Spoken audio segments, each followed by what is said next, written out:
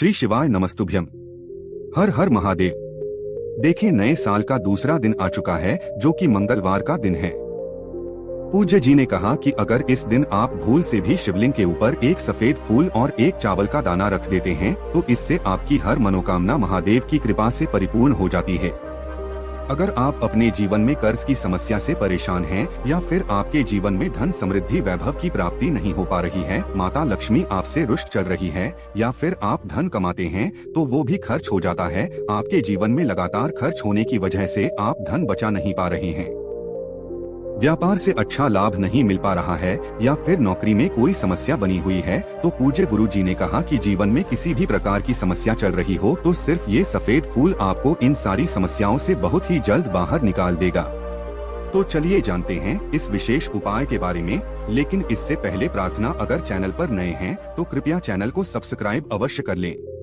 देखें, ये वीडियो हम सभी के लिए बहुत ही खास होने वाला है कि इस वीडियो में हम लोग नए साल के दूसरे दिन यानी मंगलवार के दिन किए जाने वाले कुछ बहुत ही खास उपायों के बारे में जानेंगे। पूज्य गुरु जी की ये उपाय जो भी व्यक्ति करता है उसके जीवन की हर मनोकामना परिपूर्ण होती है तथा उसको सुख समृद्धि और वैभव की प्राप्ति होती है। तो चलिए जानते हैं गुरु जी द्वारा बताए गए सबसे पहले उपाय के बारे में। इस उपाय के लिए आपको सबसे पहले चावल का दाना ले लेना है। चावल का दाना आप सिर्फ एक लेंगे और यह कहीं से भी टूटा हुआ नहीं होना चाहिए, खंडित नहीं होना चाहिए।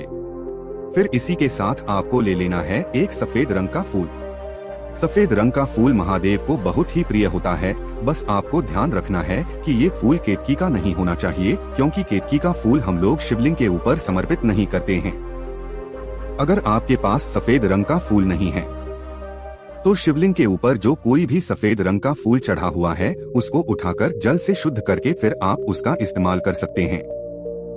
फिर इसी के साथ आपको ले लेना है एक लोटा जल। तांबे के पात्र में आप अपने घर से ये लोटा भर लीजिए और सबसे आखिर में आपको ले लेना है महादेव की सबसे प्रिय सामग्री या बेलपत्र। आपको इस उपाय के लिए सिर्फ एक बेलपत्र की जरूरत पड़ेगी। अगर आपके पास बेलपत्र नहीं है तो शिवलिंग के ऊपर चढ़ी हुई बेलपत्र को उठाकर जल से शुद्ध करके फिर आप उसका भी इस्तेमाल कर सकते हैं। बस आपको ध्यान रखना है कि यह बेलपत्र कहीं से भी कटी फटी नहीं होनी चाहिए। अब सिर्फ ये 3 सामग्री लेकर रात आपको शिवाला पहुंच जाना। इस उपाय को आप इस मंगलवार के दिन सुबह करना चाहें तो सुबह कर लें, या फिर शाम को करना चाहे तो शांत कर लें। अब शिवालय पहुंचने के बाद सबसे पहले आप दक्षिण दिशा में बैठ जाइए और उत्तर दिशा की तरफ अपना पेश कर ली जाए। लेकिन अगर शिवालय में भीड़ है तो फिर आप किसी भी दिशा में बैठकर शिवलिंग की पूजा प्रार्थना कर सकते हैं। अब दें कि आप जो चावल का दाना लेकर आए हैं इसको इसी एक लोटा जल में डाल लीजिए और ओम नमः शिवाय मंत्र का स्मरण कर लीजिए। फिर इसके बाद आप जो एक बेल पत्र लेकर आए हैं उसको अपनी हथेली में रखिए। महादेव से प्रार्थना कर ये कि आपके जीवन में धन को लेकर बहुत ज्यादा समस्या है, धन प्राप्त हो ही नहीं पा रहा है। अगर धन प्राप्त हो भी जाता है तो बहुत सारे ऐसे खर्चे लगे रहते हैं जिनकी वजह से धन रोक नहीं पा रहा है, यानी आपके जीवन में माता लक्ष्मी का स्थायी वास नहीं हो पा रहा है। आप कम आते तो बहुत हैं, लेकिन आपके खर्चे बहुत हैं, या फिर आपके व्यापार में आपको तरक्की नहीं मिल पाई आ रही है, नौकरी सही से नहीं चल रही है। अगर कोई भी मनोकामना है तो उस मनोकामना का स्मरण करके महादेव मनोकामना को पूर्ण करने की प्रार्थना कर लीजिए। और फिर लिए एक बेल पत्र भी आपको इसी एक लोटा जल में डाल देना है। फिर सबसे आखिर में आप जो एक सफेद फूल लेकर आए हैं उसको भी इसी एक लौटे जल में डाल लीजिए।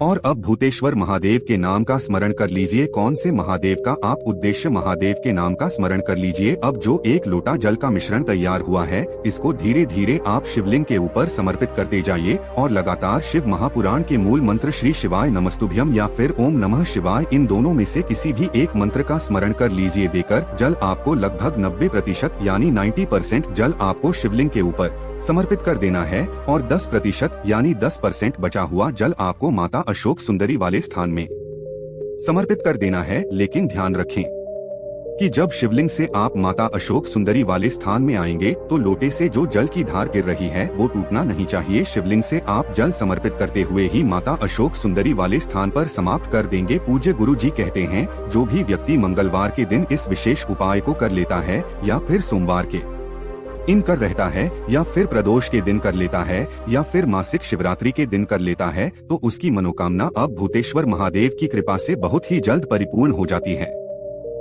अब जानते हैं गुरुजी द्वारा बताए गए दूसरे खास उपाय के बारे में। ये उपाय उन लोगों को करना है जिनके जीवन में कर्ज की समस्या हो गई है या फिर जिनका गया पार आगे नहीं बढ़ पा रहा है, व्यापार में लगातार नुकसान हो रहा है, आपका व्यापार आपको लाभ नहीं प्रदान कर पा रहा है, तो फिर ऐसे लोगों को ये उपाय करना चाहिए। इस उपाय के लिए आपको 1 लोटा जल ले लेना है। तांबे के पात्र में आप अपने घर से 1 लोटा जल ले लीजिए। फिर इसी के साथ आपको ले लेना है 1 लौंग दी।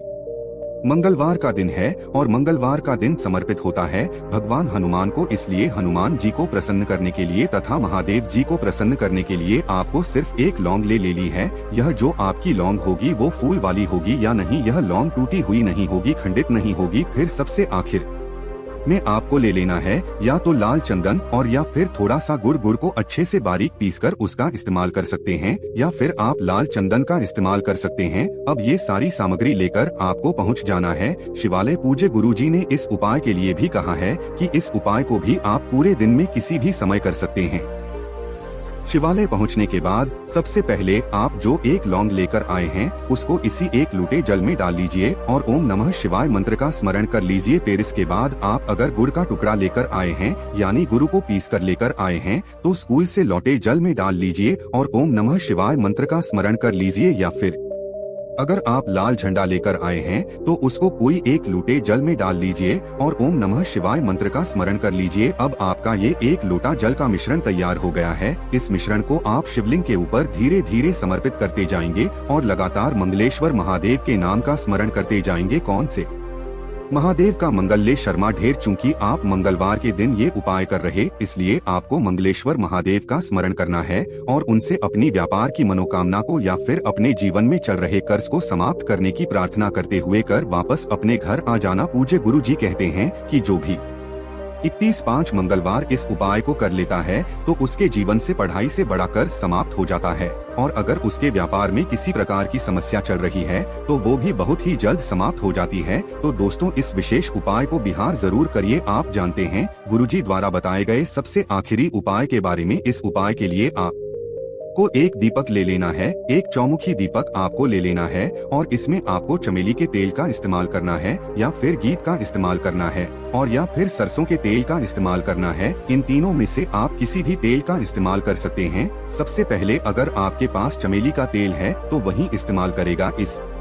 में आपको चौमुखी दीपक लगाना है, लेकिन इसमें आपको रुई की बत्ती का दीपक नहीं लगाना है बल्कि मौली के धागे की बत्ती का दीपक लगाना। मौली के धागा यानी कलावा, जो कलावा हम लोग अपने हाथ में बांटे हैं वही मौली धागा कहलाता है और उसी की बत्ती का आपको दीपक लगाना। 4 पार्टी आपको सामने जैसे दिखाए जा रहे ऐसे ही आपको 1 दीपक तैयार कर लेना है और इसी के साथ आपको ले लेना है 2 लौंग। आप वही फूल वाली लीजिएगा, खंडित नहीं मिली जगह टूटी हुई नहीं लीजिएगा। अब ये सिर्फ 2 सामग्री लेकर आपको कहाँ जाना है? किसी भी हनुमान जी के मंदिर में। ये उपाय आपको रात के समय में करना है। रात में जब सूर्यास्त हो जाए तो फिर उसके बाद आप इस उपाय को किसी भी समय कर सकते हैं। ये उपाय आपके जीवन में धन धान्य की वृद्धि करेगा। आपके विवाह में किसी प्रकार की समस्या आ रही है तो उसको दूर करेगा। अगर व्यापार में किसी प्रकार की समस्या आ रही है तो उसको समाप्त करेगा और आपके सारे संकटों का, सारी परेशानियों का अंत कर देगा। अब देखिए, आप इस दीपक को गई हनुमान जी की मूर्ति, हनुमान जी की प्रतिमा के सामने रख दीजिए, लेकिन ध्यान रखिएगा